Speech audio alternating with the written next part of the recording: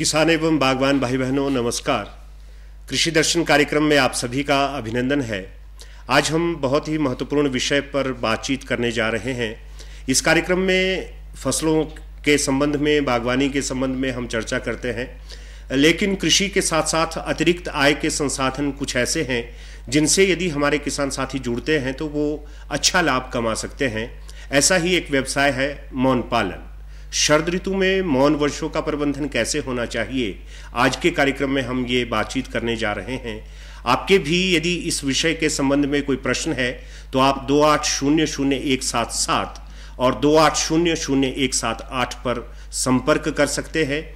मौन वंश कैसे पाले जा सकते हैं, मधुमक्खी पालन कैसे संभव है, आप अपनी जिज्ञासा आज के कार्यक्रम में पूछ सकते हैं।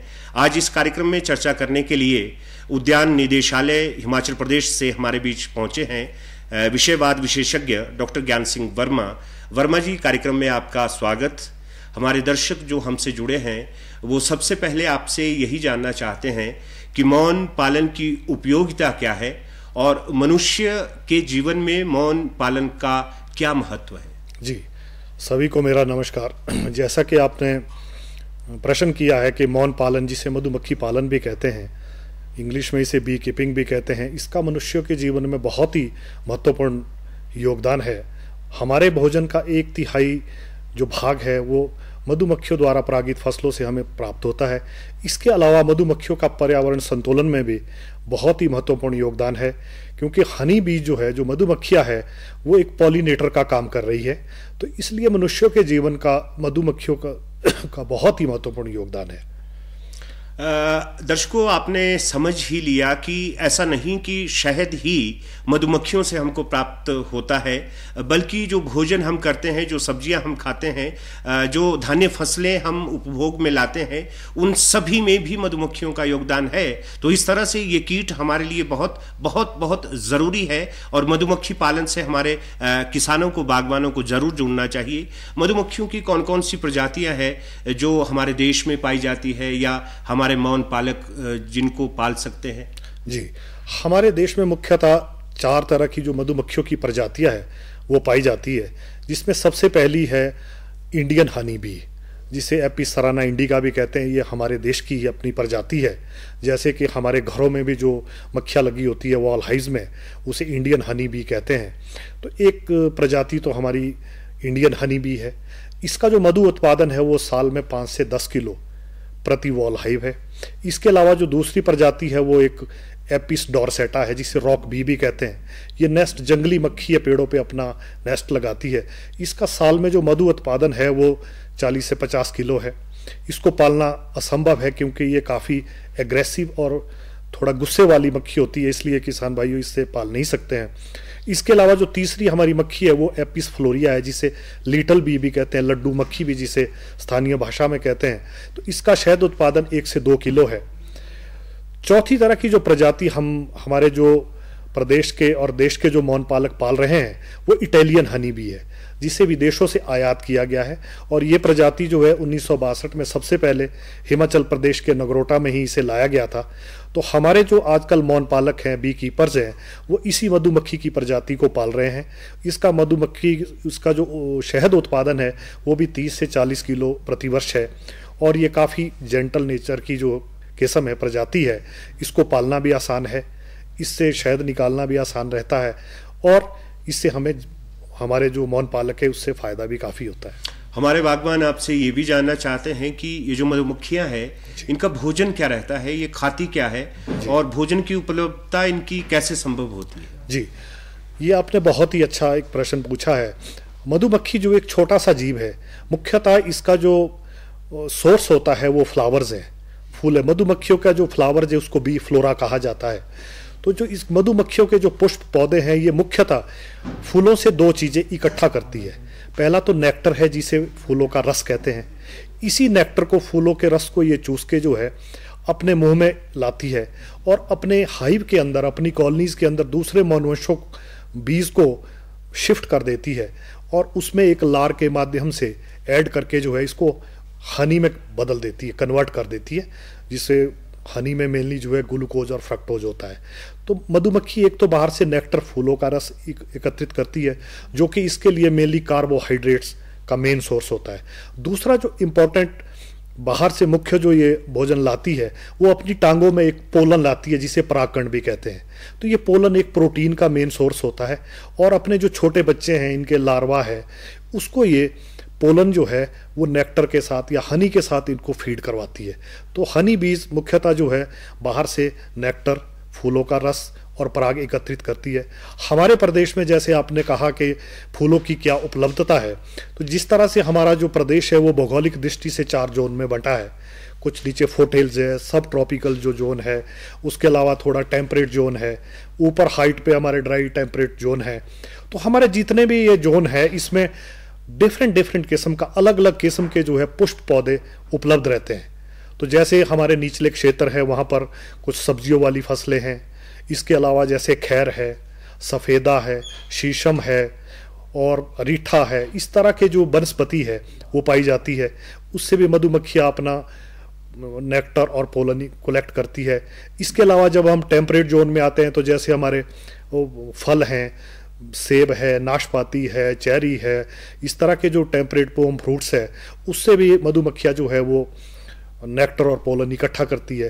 तो जब हम ऊपर ड्राई जोन में जाते हैं, जैसे हमारा किन्नौर और लाहौल स्पीति जिला है, तो वहाँ पर काफ़ी पहाड़ों पे मेडिसिनल प्लांट होते हैं छोटे छोटे, तो ये उनसे भी अपना नेक्टर और पोलन इकट्ठा करती है। तो जो हमारे प्रदेश के मौन पालक है, उन्हें अपने मौन वंशों को जो है वर्ष भर इन क्षेत्रों में माइग्रेट करना पड़ता है, प्रवर्जित करना पड़ता है एक जगह से दूसरी जगह। तो इस तरह से फूलों का सोर्स मधुमक्खियों के लिए बहुत ही जरूरी है। डॉक्टर ज्ञान एक दर्शक है, एक बागवान है हमारे, जो आपसे बातचीत करना चाहते हैं, आपसे कुछ पूछना चाहते हैं। हेलो जी, अपना परिचय दें, अपना नाम बताएं, कहां से बोल रहे हैं? मैं देवीदास बोल रहा हूं जी, ननकरी डिस्ट्रिक्ट शिमला। जी, आपका अभिनंदन है कार्यक्रम में, पूछिए प्रश्न। मैं अपने बगीचे में मधुमक्खी के बक्से लगाने चाहता हूँ, कैसे प्राप्त होंगे ये? देवीदास जी, आपकी आवाज हम तक पहुंच नहीं रही है। मैं अपने बगीचे में मधुमक्खी के बक्से लगाना चाहता हूँ ना जी। जी हेलो जी, अगर आप मधुमक्खी के बक्से, जैसे आप पूछ रहे हैं कि आप मधुमक्खी के बॉक्सेस पालना चाहते हैं, तो इसमें सबसे पहले आपको एक तो मधुमक्खी में एक प्रशिक्षण ट्रेनिंग आपको करनी होगी। तो हमारा डिपार्टमेंट, आप एप्लीकेशन जो है, जैसे आप ननखरी के रहने वाले हैं, अपने ब्लॉक में जो हमारे उद्यान विकास अधिकारी बैठते हैं, उनके पास आप अपनी एप्लीकेशन प्रार्थना पत्र दे, वो हमें इंटीमेट करेंगे, तो आपको हम बी कीपिंग की एक ट्रेनिंग प्रोवाइड करेंगे। उस ट्रेनिंग प्रशिक्षण प्राप्त करने के बाद आप अपना जो मधुमक्खी पालन का कार्य है वो शुरू कर सकते हैं। और मधुमक्खी पालन के कार्य के लिए अगर आप इसको कमर्शियल लेवल पे शुरू करना चाहते हैं, तो कम से कम आपको 50 कॉलोनी जो है वो जरूर लेनी पड़ेगी, और इसमें सरकार द्वारा सहायता भी दी जाती है। Thank you. ये यही जानना चाहते थे कि कैसे ये मधुमक्खी पालन से जुड़ सकते हैं, और आपने इनको बहुत अच्छी जानकारी दी।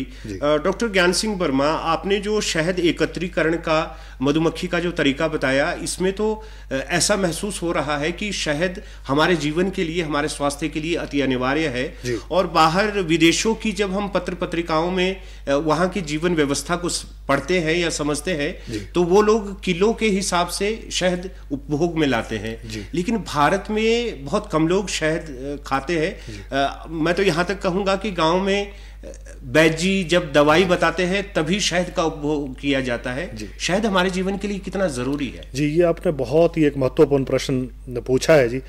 अगर हमारे देश की जो आबादी 140 करोड़ के लगभग है, और हमारे देश में जो प्रति व्यक्ति शहद की कंजम्पशन है, उसका जो यूज है वो पर पर्सन 2-3 ग्राम पर ईयर है, जबकि विदेशों में जो दूसरे यूरोपियन देश है, जर्मनी है, इन देशों में जो पर कैपिटा जो हनी की कंजम्पशन है लोगों की, वो 15 से 20 किलो प्रति वर्ष पर पर्सन है। हमारे देश में जो अभी हनी का जो यूज है वो सिर्फ एक दवाई के तौर पे, जैसे आपने कहा कि एक मेडिसिन के तौर पे यूज हो रहा है।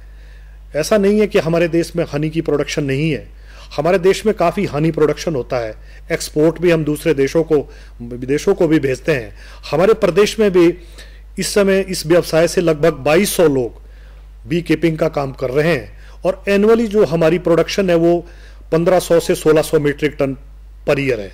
लेकिन अभी हमारे जो कल्चर में या हमारे कंजम्पशन में लोग इसका हनी का इतना यूज नहीं कर रहे हैं, जबकि हम हर घर के अंदर हनी का होना बहुत ज़रूरी है, क्योंकि ये हमारे स्वास्थ्य के लिए बहुत ही अच्छी चीज़ है जी। शहद का जो सेवन है हमारे स्वास्थ्य के लिए भी अच्छा है जी। और जिस दवाई का यूज हम शहद के साथ करते हैं, जैसे आयुर्वेद में जो है शहद को अमृत कहा गया है, योग वाही भी इसे कहा गया है कि भाई अगर किसी दवाई के साथ हम शहद को यूज करते हैं तो उस दवाई की जो पावर है, शक्ति है, वो 4 गुना बढ़ जाती है। इसीलिए शहद को योग वाही कहा जाता है। जी। तो हमारे जो दर्शक हमसे जुड़े हैं वो आपसे ये भी जानना चाहते हैं कि मधुमक्खियों से हम मात्र शहद ही लेते हैं या कोई और पदार्थ भी है जो हमको प्राप्त होते हैं? जी, शहद तो मधुमक्खियों का एक बहुमूल्य पदार्थ है ही। इसके अलावा हमें और भी बहुत से महत्वपूर्ण पदार्थ प्राप्त होते हैं, जैसे कि वैक्स है, मोम है, जो मधुमक्खियां अपने पेट से निकालती है। जब ये मधुमक्खियां हनी कंज्यूम करती है, हनी को खाती है,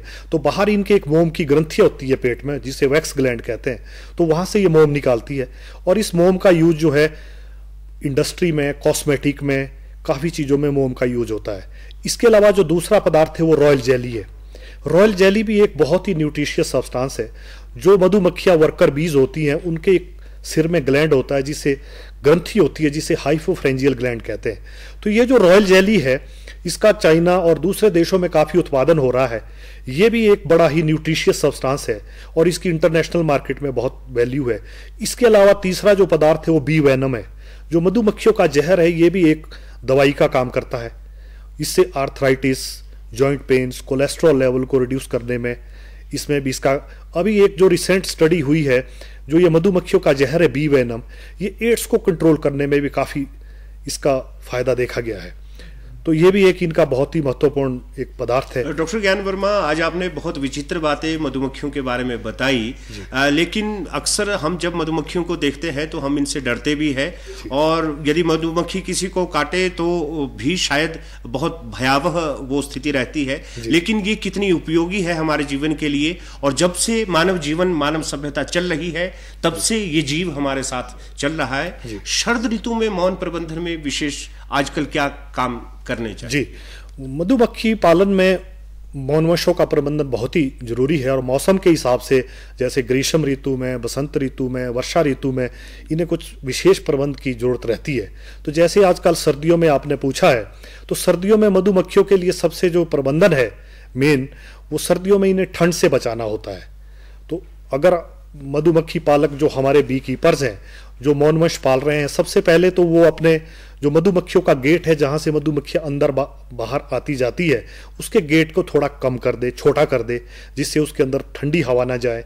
इसके अलावा मधुमक्खी के जो बॉक्स है उसके अंदर अगर कोई क्रैक्स हैं, कोई दरारें हैं, तो उसको मिट्टी या किसी चीज़ से कंप्लीटली बंद करे, जिसमें उससे हवा ना जाए।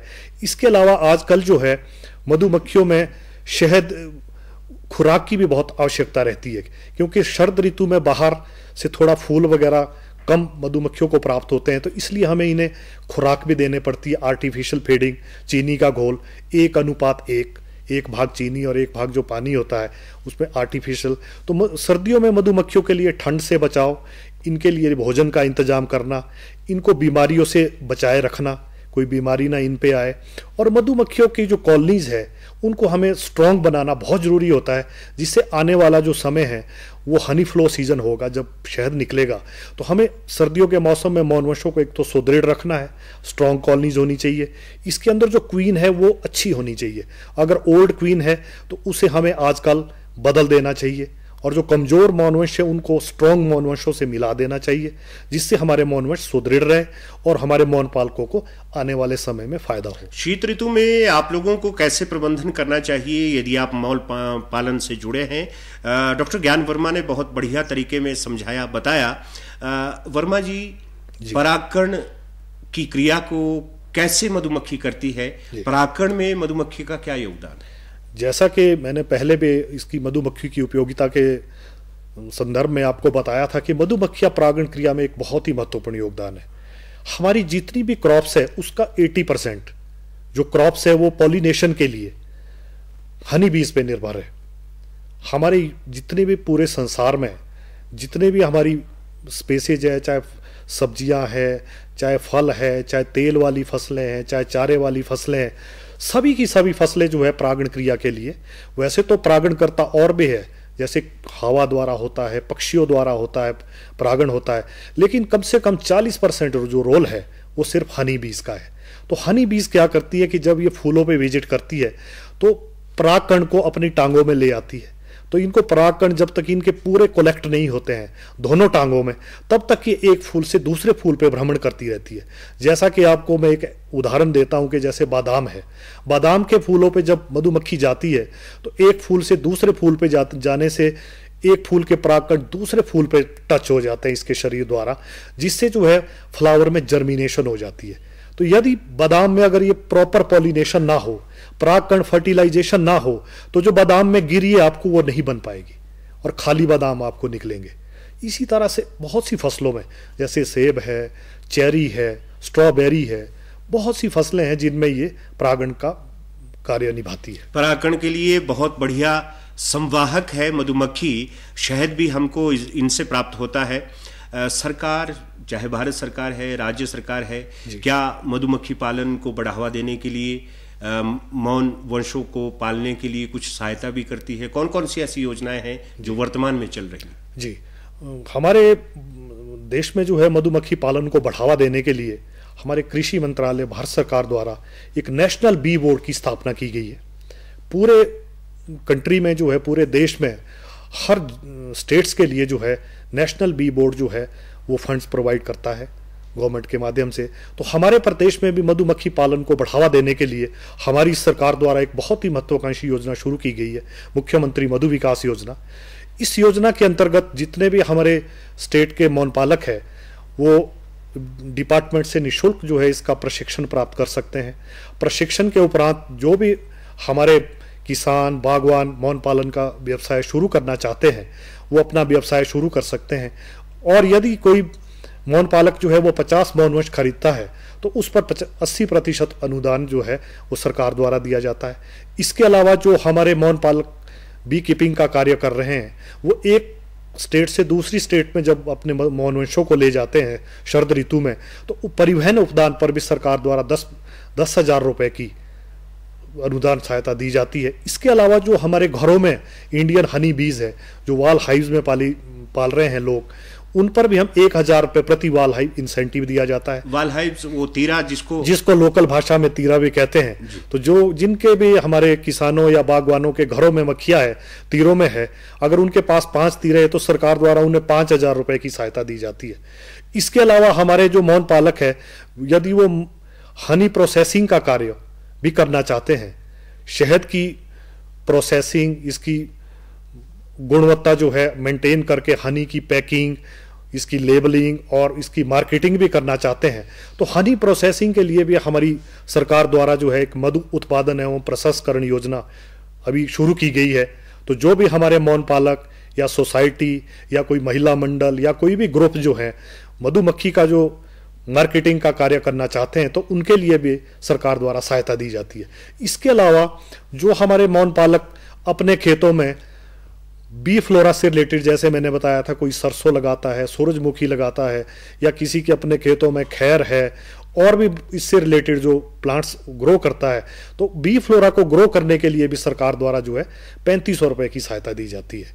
तो इसके अलावा और भी कंपोनेंट है, जैसे ट्रेनिंग है, कई तरह के जो इसमें कंपोनेंट शामिल किए गए हैं। तो हमारे प्रदेश में मौन पालन को बढ़ावा देने के लिए सरकार द्वारा जो है काफी योजनाएं चलाई जा रही हैं। आप इतने वर्षों से विभाग में कार्य कर रहे हैं, हमारे दर्शक जो जुड़े हैं वो आपसे जानना चाहते हैं कि प्रदेश में कितने ऐसे मौन पालक हैं जो सफलतापूर्वक इस कार्य को कर रहे हैं और उनका स्तर क्या है? कौन सा ऐसा जिला है जिसमें बहुत अधिक मौन पालन कर रहे हैं लोग? क्या स्थिति है प्रदेश की? हमारे प्रदेश में, जैसे आपने प्रश्न किया कि हमारे प्रदेश में वैसे तो हमारे हर घरों में ही वाल हाइव जिसको तीरे कहते हैं, कुछ लोगों ने एज ए हॉबी, क्योंकि बी कीपिंग एक ऐसा प्रोफेशन है एज ए हॉबी और इस तरह से ये रिवार्डिंग भी है, और एक मौन पालन एक ऐसा व्यवसाय है जिसके लिए जमीन की आवश्यकता भी नहीं है।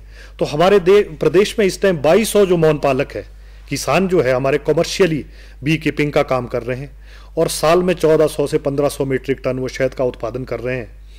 और इसके अलावा भी इसमें काफ़ी ज़्यादातर जो हमारे बेरोजगार युवा हैं, चाहे वो शहरी क्षेत्रों से हैं चाहे ग्रामीण क्षेत्रों से हैं, इस व्यवसाय की तरफ जुड़ रहे हैं। डॉक्टर ज्ञान, यदि कोई नया व्यक्ति, नया बागवान इस कार्य से जुड़ना चाह रहा हो तो वो सबसे पहले किसको संपर्क करे? जी, हमारे जितने भी हमारे प्रदेश के जिले हैं, 12 जिलों में हमारे डिप्टी डायरेक्टर के ऑफिस हैं, उपनिदेशक उद्यान के, वहाँ पे भी संपर्क कर सकते हैं। और जो हमारे प्रदेश में जो डेवलपमेंट ब्लॉक है, विकास खंड है 77, हर क्षेत्र में हमारे विकास खंड में जो है हमारे उद्यान विकास अधिकारी बैठते हैं। तो हमारे जो किसान, बागवान या मौन पालक जो भी इस विषय से संबंधित प्रशिक्षण के संबंध में यदि कोई भी जानकारी लेना चाहते हैं तो वो वहाँ पे हमारे ब्लॉक में जो है संपर्क कर सकते हैं। और यदि अधिक जानकारी और इससे प्राप्त करना चाहते हैं तो हमारे जो 2 बी कीपिंग के रीजनल ऑफिस है, एक कांगड़ा में है, एक शिमला में है, जहाँ पर हमारे विषय विशेषज्ञ मौन पालन बैठते हैं। एक कांगड़ा में, एक शिमला में बैठते हैं, नवाबहार में। तो वो हमारे कार्यालय से भी संपर्क कर सकते हैं, तो इसके विषय में अधिक जानकारी प्राप्त कर सकते हैं। डॉक्टर ज्ञान वर्मा, आज आपने बहुत बढ़िया जानकारी मौन पालन के संबंध में हमारे दर्शकों को, हमारे बागवानों को दी, और बहुत से नए लोग जो इस कार्यक्रम से जुड़े होंगे वो भी इस कार्य को अब अपनाएंगे। और जो दर्शक हमसे जुड़े हैं उनसे हम यही आग्रह करते हैं कि हमारे किसानों, बागवानों के लिए ये एक अतिरिक्त आय का संसाधन बन सकता है।